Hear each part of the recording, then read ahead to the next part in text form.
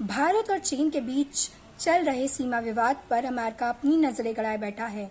हाल ही में अमेरिकी राष्ट्रपति डोनाल्ड ट्रंप ने चाइना के खिलाफ अपना बयान दिया था और उन्होंने चीन की साजिश को लेकर भारत के साथ कुछ खुफिया जानकारी भी साझा करी।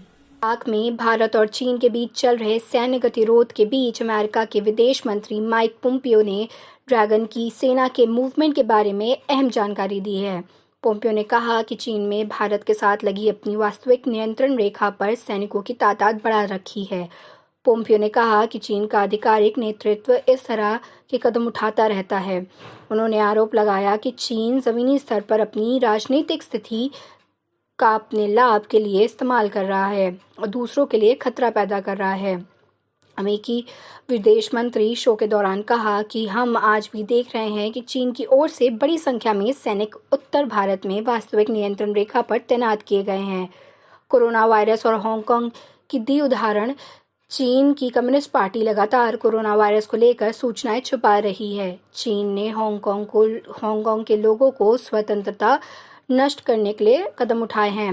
उन्होंने कहा कि यह केवल चीन के सत्ताधारी कम्युनिस्ट पार्टी के व्यवहार के दो उदाहरण हैं। भारत के साथ लगी अपनी सीमा पर वह लंबे समय से इसी तरह की हरकत करता आ रहा है। चीन भारत सीमा पर दक्षिण चीन सागर को लेकर चीन के आक्रामक रवैये से संबंधित एक हस्ताक्षर में पोम्पियो ने कहा कि चीन की तरफ से पैदा किए जा रहे खतरा वास्तविक है। उन्होंने कहा कि इस दिशा में चीनी कम्युनिस्ट पार्टी लंबे समय से प्रयास कर रही है। निश्चित तौर पर जमीन पर उनकी राजनीतिक स्थिति पर पैदा किया जा सकता है, लेकिन वह आप किसी को समस्या और चिन्हित करे लंबे समय तक उस दिशा में वह काम कर रहे हैं। पोम्पियो ने कहा कि खतरा देखें तो भारत के साथ लगी सीमा पर जो हो रहा है उसके लिए वे लंबे समय से प्रयास कर रहे हैं।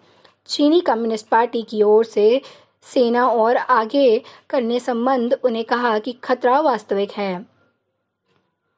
भारत, ऑस्ट्रेलिया, दक्षिण कोरिया, जापान, ब्राजील और यूरोप समेत दुनिया भर के हमारे सहयोगी के साथ हमारी अच्छी भागीदारी है। उन्होंने कहा कि आज की चीनी कम्युनिस्ट पार्टी 10 साल पहले की पार्टी से अलग है।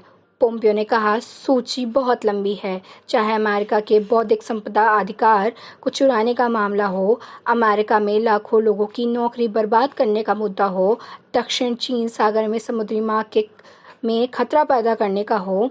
चीन ने ऐसे कई कदम उठा रखे हैं। साथ ही जिन स्थानों पर सेना की तैनाती का अधिकार नहीं, वहां भी चीन उनकी तैनाती कर रहा है।